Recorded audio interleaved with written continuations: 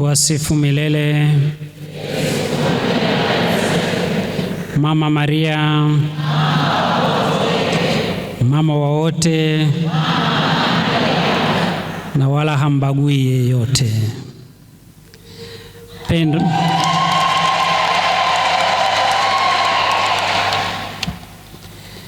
Mpendwa Baba Dekano, mpendwa Baba Paroko, maparoko, kwa namna pekee sana nikutambue Baba Mlezi wa Legio katika kanda yetu ya kati, mpendwa frateli, watumishi wa altare, watawa ambao kwa upendo mkubwa nimeona ni vizuri kuwasindikiza wanalegio hawa katika sherehe hii kubwa kabisa ya ACHES, lakini pia wakilishi wa halmashauri ya walei jimbo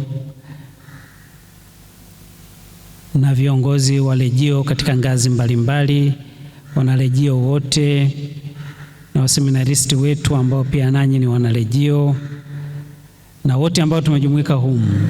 Kristo.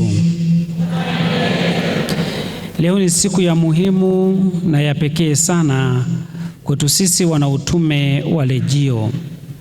So tunapata nafasi nzuri na muhimu ya kuendelea kujipiaisha upya katika roho zetu kwa sherehe hii tunaporudia ahadi zetu.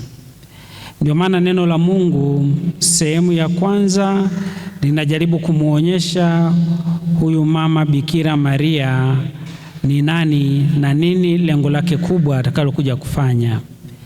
Kwa kumtumia nabii Isaya, tayari utabiri wake unakamilika kwa Ahazi, wakiwa anadai ishara. Nasema ishara itakayotokea ni ya huyo mwanamke ambaye atachukua mimba na kumzaa mwana, naye huyo mwana ataitwa jina Emanueli. Mwanamke huyu anayetabiriwa na nabii Isaya takriban zaidi ya miaka 720 ni mama yetu Bikira Maria. Kabla ya kuzaliwa Kristo miaka 700 alitabiriwa mama yetu Bikira Maria na nabii Isaya mbele ya ule uongozi wa kina Ahazi. Kwa hiyo mama alianza kuwa katika mpango wa Mungu tangu mwanzo, na hasa baada ya pale dhambi ilipoingia na ikaonekana kuwa katika somo letu la pili lile tumelisikia na kutoka katika kitabu cha Waebrania kuwa mwanadamu hakuweza kukombolewa kwa damu ya mnyama, hakuweza kukombolewa kwa sadaka mbalimbali zilizotolewa. Wamefanya mambo mengi, wamesali, wamehangaika huku na kule, lakini haikuonekana sadaka ambayo inaweza kuondoa dhambi iliyotendeka ili mwanadamu asife milele. Na ndiyo maana wakati ulipotimia, Waebrania anatueleza wazi kuwa huyu mama, huyu mwanamke ambaye ni Bikira Maria akaja akatuzalia Bwana wetu Yesu Kristo. Huyu ni Mungu mwana ambaye alikuja kwa wakati wake. Yeye ni wa milele, lakini duniani alikuja kwa wakati wake ili amkomboe mwanadamu kutoka katika dhiki. Na ndio sadaka pekee, ndio sadaka kubwa, na haitarudiwa tena sadaka hiyo, kwa sababu ilifanyika mara moja na basi, na ikatosha kuondoa dhambi za mwanadamu. Swali linakuja kuwa kama mwanadamu alishakombolewa hivyo, kwa nini tunaendelea kutenda dhambi? Kwa nini tunaendelea? Haya ni mahangaiko. Tayari tumeshakombolewa, na kwa sakramenti ambazo tunapokea kama za ubatizo zinaondoa dhambi ya asili, lakini makovu yanakuwepo. Ila kama Agustino anavyotuhimiza na kutusisitiza, Mtakatifu Agustino haipo, anatuambia wazi kuwa Mungu aliyetuumba sisi pasipo sisi na alimtuma mwanae kutukomboa sisi kutokana na dhambi, lakini ukombozi wa mtu binafsi mmoja mmoja, kila mmoja wetu anapaswa kuushughulikia. Kwa hiyo ukombozi wa jumla tuliupata kwa kupitia mama yetu Bikira Maria aliyetuzalia Bwana wetu Yesu Kristo. Ukombozi wangu binafsi na wako binafsi wewe lazima ushughulikie ili uweze kupata na wewe na uweze kufurahia. Ndio maana masomo yetu haya yanajaribu kutuweka wazi kuelewa kuwa mama huyu ni nani na yuko wapi. Tunamshukuru Mwenyezi Mungu kwa siku hii, kwa sherehe hii ya Achesi ambayo mwaka huu tumechagua na tumekubaliwa kuifanya katika parokia hii. Tunamshukuru kwa namna pekee pia baba paroko kwa upendo wake mkubwa. Natambua wazi kuwa tungeifanya siku chache zilizopita, lakini alitamani kuwepo pamoja nasi katika tukio hili, na kwa sababu alishakuwa na ratiba nyingine ya nje ya hapa, tuliamua kuheshimu wazo lake zuri na la kicho, na tukakubaliana kukutana hapa siku hii ya leo. Lakini hii siku ya Achesi, neno la Kilatini ambalo linamaanisha kuwa jeshi lililo tayari kupigana. Jeshi hili ni sisi sote, ni jeshi la Mama Maria ambalo liko tayari kupigana. Tunapigania nini na ni jeshi la nini? Ni jeshi ambalo linakusudia kuleta mapambano dhidi ya uovu, dhidi ya dhambi, tukiwa kinara wetu yuko pale mbele, mama yetu Bikira Maria. Kwa mlejio yeyote anaitwa kushinda uovu, kushinda dhambi, kupigana nayo, kwa sababu ni katika hiyo ndio maana tuko hapa. Sasa mlejio ambaye anashiriki yeye mwenyewe katika kutenda au kuongezea dhambi anakosea, kwa sababu tunapaswa sisi kupambana na kushinda maovu, yaani kushinda dhambi ambazo kwa hakika ulimwengu mzima unahangaika. Katika nyakati za leo tunayo mambo mengi ambayo ni kama sehemu ya dhambi, ambayo hata jamii inahalalisha na kufanya kama ni vitu vya kawaida. Hivi ndivyo ambavyo wanalejio tunapaswa kuwa na jicho la imani na kwenda kukemea uovu huo. Yapo manyanyaso ya namna mbalimbali, manyanyaso katika ngazi ya familia, manyanyaso katika jamii, lakini hata labda manyanyaso katika kanisa. Mlejio unapaswa kusimama na kuwa sehemu ya kuondoa manyanyaso haya na wala sio sehemu ya kuongeza manyanyaso haya.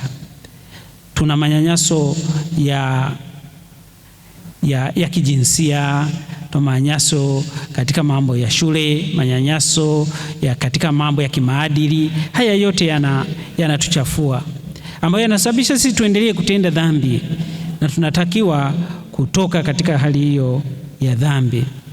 Kwa hiyo Achesi ya leo itukumbushe pia wajibu wetu wa msingi na wa pekee wa kuwa sisi ni jeshi, na kama jeshi lazima tukaungana. Jeshi ambalo halina muungano haliwezi kushinda vita. Jeshi lenye muungano, linalopanga pamoja, linalofanya mazoezi pamoja na linalochukua silaha pamoja kwenda kushinda, hili linashinda. Lakini jeshi ambalo kila mmoja ana uwanja wake wa mazoezi, kila mmoja ana mtindo wake wa kutafuta silaha, halafu pia anaenda kupambana kwenye uwanja ambao kila mmoja yuko peke yake, huwezi kushinda. Siku zote umoja ni nguvu na utengano ni dhaifu, walituambia wazee wetu. Kwa hiyo sisi leo tunakumbushwa ni jeshi. Wanajeshi wetu uonekane katika umoja wetu, mshikamano wetu na nguvu yetu ya pamoja, ambayo nguvu yetu ya pamoja ni sala, ni nguvu ya sala. Tukisali, tukishiriki kwa pamoja, tutashinda vita hii kubwa ambayo inamnyemelea mwanadamu kila siku inayoitwa leo. Katika siku hii ya Achesi linatumika jina hilo pia Achesi kueleza umuhimu wa wanalejio kukusanyika leo na kurudia ahadi zao za uaminifu kwa Mama Bikira Maria, Malkia wa Lejio, na kupata nguvu na baraka kutoka kwake kwa kazi ya mwaka mwingine, ya kushindana na nguvu za uovu. Nguvu tulizozipata mwaka jana, nakumbuka mwaka jana tulikuwa kule Mpwapwa, sasa inawezekana zikawa zinapungua. Leo tunaitwa tena kupata nguvu mpya, neema na baraka tunapounganika kwa pamoja, ili kuchota hizo zitusaidie kusafiri kwa umoja na uaminifu katika utume wetu kwa muda wa mwaka mzima. Kwa tuone ni tukio la pekee la maana na linalotupa nguvu sisi mpya ya kudumu katika utume wetu. Achesi ndio shughuli kubwa sana ya mwaka katika sisi wanarejio. Cha msingi katika rejio ni kufanya kazi kwa kushirikiana na Maria kwa kumtegemea yeye aliye malkia wa rejio. Yeye ndio malkia wa jeshi hili. Yeye ndio mwenye nguvu katika jeshi hili. Tukishirikiana naye tutapata nguvu. Tukitengana naye tutapoteza na tutapigwa vibaya sana. Achesi manake ni kutangaza wazi ushirikiano na utegemeo huo wa mama yetu Bikira Maria, ndio kurudia kwa mara nyingine kuwa heshima, mrejeo mmoja na wote pamoja, ile ahadi ya uaminifu. Inawezekana hatukuwa waaminifu hapa katikati, tumerudi nyuma, tumekuwa wadhaifu na walegevu. Sasa leo tunaitwa na kuimarishwa kurudia tena ahadi zetu za uaminifu. Ni wazi kuwa wale warejeo wana uwezo wa kuhudhuria na wakakosea hapa na pale, lakini leo nguvu ya Roho Mtakatifu tena inatuhuisha na kutupatia nguvu ya kuendelea mbele. Matukio ya msingi katika siku hii ya leo, kwanza ni hilo la kujiweka wakfu. Ni la msingi sana na ni la pekee kwa kila mrejeo. Unajiweka wakfu, kila mwanachama husimama mbele, tutakuja hapa mbele na kugusa sanamu ya mama yetu Bikira Maria, tukisema kwa maneno yale ya Kilatini ambayo yametafsiriwa sasa Kiswahili, kwa ewe malkia wangu, mimi ni wangu wote na vyote nilivyo navyo ni vyako. Hii ukishika na kugusa na kufanya hivyo, unajiweka wakfu, unajiaminisha, unajiombea neema na baraka, na unazipata hizo zikusaidie kusafiri kwa mwaka mzima. Lakini la pili, lengo la pili la rejio la kiroho ni kujenga umoja, kupata baraka na nguvu za kiroho kutoka kwa mama Bikira Maria, ambaye yeye anazipata moja kwa moja kutoka kwa Bwana wetu Yesu Kristo, zinapita kwake, tunazipokea sisi ili tuweze kudumu katika utume wetu na kupambana na maovu kwa mwaka mzima. Kwa hiyo mrejio ni lazima upende kusali. Mrejio sifa yetu kubwa iwe ni sala, iwe ni mshikamano, iwe ni amani na nguvu.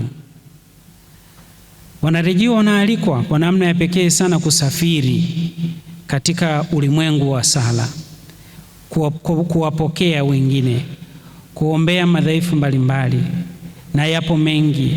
Kuna ufisadi, kuna rushwa, kuna magumu mbalimbali, familia zinasambaratika. Ni jukumu lako wewe na mimi kusimama na kusali kwa ajili hiyo, kumwomba mama yetu Bikira Maria atuombee kwa mwanaye tuyashinde haya.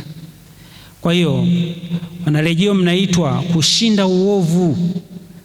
Wanarejeo mnaitwa kuwa watu wa sala. Wanarejeo unaitwa kupenda kuwa karibu na mama Bikira Maria kwa kusali rozari, kusali katena kila wakati inapotakiwa, na wala tusiwe wavivu kufanya jambo hilo, kwa sababu ni wajibu wetu wa msingi na wa pekee ambao tunaitwa kusimama nao. Na leo tutakapo rudia tena ahadi zetu, tuone sababu ya sisi wenyewe kuanza upya. Mrejeo badilika, lete mabadiliko ya ndani mapya, yasiwe yale yale ya jana. Unajua wakati mwingine utume wetu unashindwa kupasua mawimbi kwenda mbele, kwa sababu tunafanya mambo kwa mazoea, kwa sababu tunasali kwa mazoea, kwa sababu tunaabudu kwa mazoea, kwa sababu tunaketi kwa mazoea, na kwa sababu tunaishi kwa mazoea.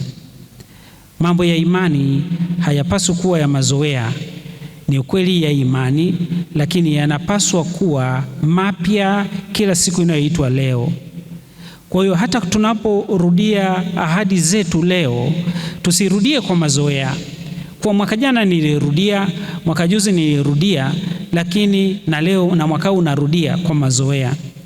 Leo usirudie kwa mazoea. Leo urudie kama unaziweka upya kabisa, na kama hutazirudia kwa mazoea, huwezi kuishi katika ahadi hizo kwa mazoea, ila zitakuwa mpya, zitendee haki, wajibu na kazi ahadi unazozirudia, kwa kumleta Kristo katika mazingira ya wanadamu wote wampokee na wamuishi.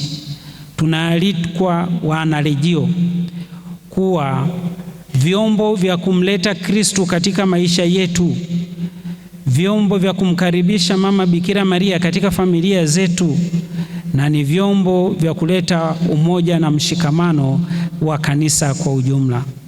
Kwa hiyo tupende, tuamue kuishi kweli ahadi hizo. Tumsifu Yesu Kristo.